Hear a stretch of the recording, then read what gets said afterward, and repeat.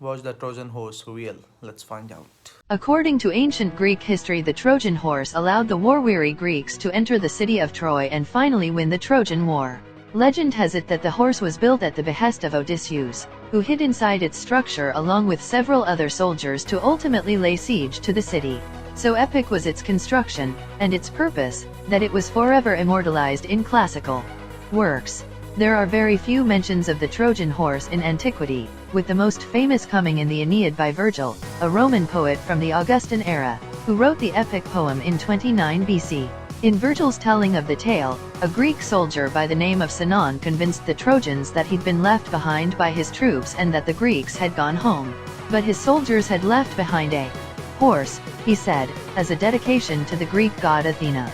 Sinon claimed that his troops were hoping to curry favor with the goddess after the Trojans laid waste to her land. Prior to the Aeneid, a play called The Trojan Women by Euripides made reference to a Trojan horse as well.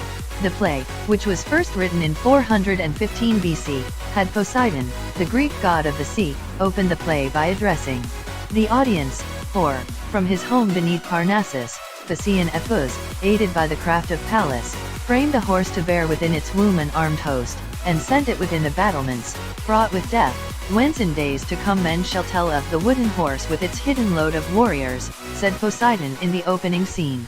In both the play and the poem, the horse was the harbinger of victory over defeat. But while the Trojan women play correctly depicted the wooden horse in a metaphorical sense, the Aeneid's depiction led historians to view the wooden horse as more literal and factual in existence. And this is a notion that both ancient and modern historians seem to want to be disabused of. The first historian to question the existence of the Trojan horse was Pausanias, a Greek traveler and geographer who lived in the 2nd century AD during the Roman reign of Marcus Aurelius.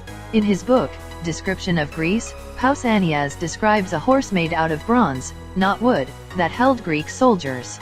More recently, in 2014, Dr. Armand Diengour of Oxford University spelled it out more plainly.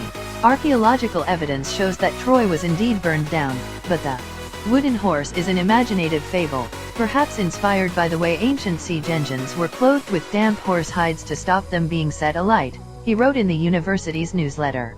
However, as recently as August 2021, archaeologists in Turkey found dozens of wooden planks dating back thousands of years in the hills of Hisarlik, commonly believed to be the historical location of the city of Troy. Perhaps the historians of tomorrow will look to computer scientist Ken Thompson, who first coined the phrase in the 1980s, in the same way we view Virgil and Pausanias today. To what extent should one trust a statement that a program is free of Trojan horses?